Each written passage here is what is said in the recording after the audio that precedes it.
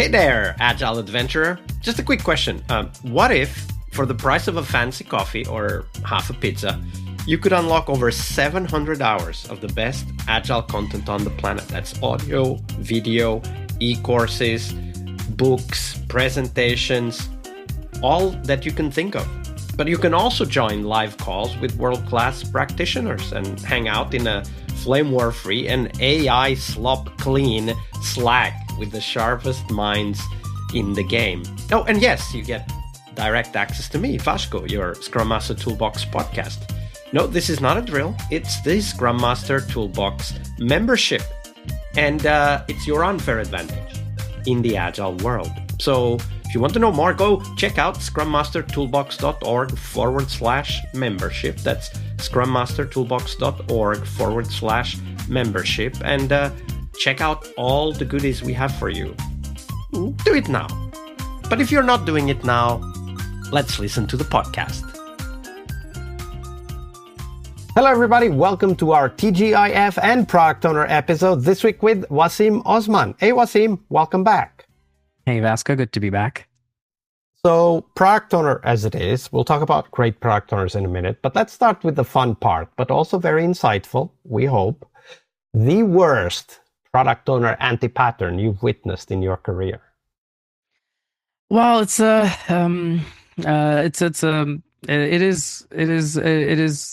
not that, something that I have not witnessed, but I think the worst anti-pattern I would say is that when I would say that it's when the PO is not necessarily making the decision that engineering is coming up with. So, say for example, if you have like a particular feature laid out from the product owner's point of view, but there's not a whole lot of depth to it. So as a result, when we go into development and then we come up with like a lot of questions into how this should be, how this should work with other components, and you do not have an answer to that. So you immediately panic and go back into the drawing board again, but development has already slated to start. So there's a lot of forced development that goes in, a lot of error that the entire product development process goes into being in high error prone mode.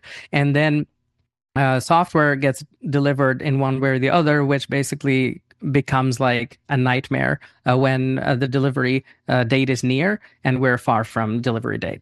So I think things could be like starting super early is the only way that you can make things better in that case. So let's make that practical, because I hear two possible interpretations of what you just described. So one thing is that there's a decision, the team has made the decision, and the product owner kind of ignores it and continues to talk, or even sources the decision from somewhere else, from some other people, that does not take into account the decision of the team. Or the product owner is trying to ask the team to make the decision, but the team needs more time to think and talk, but the product owner just wants to push through. Like, what are both of these what you're referring to? Is something else that you're referring to?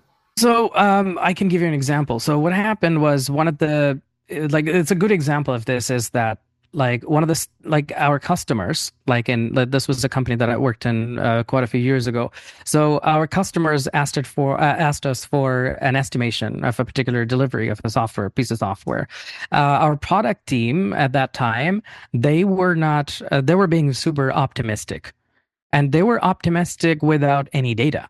Like, we had the data, but they were just... You mean they were more like wishful thinking or hopeful? Very wishful, yeah. So, and this was, I can understand that because the customer was pressurizing us into, like, you need to deliver it by this time. But we also needed to be practical in order to promise that. So when we sat with our engineering team, it was very apparent that this was not going to get done. Right. So, but there was a whole disconnect between the product team and the customer, and the product team and the engineering team. So that disparity was not necessarily communicated by the product team to the customers, which is why their expectations were not being realistic, and our engineers were not very happy. And eventually, because I had the data, I bridged the two. And I told the product team that that was the time we would be able to. It was like several months late from the original time that they slated for. So I told them like, so that's the time we're going to be able to finish this as like the version 1. Right. So, and the product team kind of lost their mind. Like, then we're going to lose this deal. I'm like, we cannot do this. How are we going to do that? So maybe we can promise them that we can do this incrementally and not all of it. But that was not communicated early enough. Yeah. So basically, not including the team or including the team and then promptly ignoring whatever the team said. I think optimism just took over too much. and in this case, like optimism can be a good thing, but too much optimism is a recipe for disaster, just like this story illustrates very clearly. Mm-hmm. All right, that was one story, but now we want to hear the mirror image, the best product owner you've ever worked with, Wasim. How did they work? So, so this also comes back. I think like the way that we're like, I would say like currently we're doing a lot of like currently we're adopting working with AI. So there's like a lot going on right now. But I think like when we had everything set out, our engineering team was well defined, our product was well defined. I think from the products side, product development roadmap, a very well defined of that, at least 2 quarters ahead of the development cycle is the best. I think, because it gives you a whole lot of time. Nobody's panicking. The designers and the product people are working on concepts of software that is months ahead of development. So as a result of that, time to time, product has the ability to show off what they're conceptualizing to the engineers to get their feedback, and slowly nobody's like, there's no deadline that is coming up the next day, so everyone can take their time into thinking, okay, so whether this is a good idea, bad idea. So that gives, so starting early if you're super late with development, the development team is going to stay idle. So that's a no. So I think starting early and being organized, having the entire product team very well defined. You don't have to have like a massive product team, but you have to have like an idea of like when to start, I think. Yeah. And if I hear you right, this is about kind of socializing, getting feedback, developing the idea of what the product could look like together with the team, but taking advantage of AI, right? Like kind of getting early prototypes up, getting feedback, iterating on those without necessarily burdening the team with building those prototypes, but rather putting hands to the set of ideas and kind of framing something. Like it could be the UI or it could be something else, because not all products have a UI. Is that what you mean? Yeah, and also in addition to that, I think like the product product owner needs to be the absolute user of the software and have that very like experienced look at the software from a user standpoint. So the journey of the user is so well defined in his mind. So an engineer may come up and ask like, okay, so then how do we do this? Or how do we do that? And how does the software continue into that particular module? All the answers are ready with context. Yeah, absolutely. And that is kind of the product owner running ahead of the team, not necessarily to do things differently, but rather to source information, to try things out. And also, as you said, to be the voice of the customer in the end. Absolutely. Great example. Thank you for sharing that, Wasim. Now, we're getting close to the end, but before we go, where can people find out more about you and the work that you're doing? So, you mean in terms of like me as a person, or? Okay. I am not super I'm not super active on social media. I used to use Twitter some time ago. I'm active on LinkedIn. I don't share a lot, but I read a lot of what people share, whatever the trend is going on right now in the industry. So yeah, I mean, I think it's LinkedIn mostly than anywhere else. Absolutely. We'll put the link to your LinkedIn page just to make sure people find it easily. Wasim, it's been a pleasure. Thank you very much for being with us and for your generosity with your time and your knowledge. Oh, absolutely. It was a blast.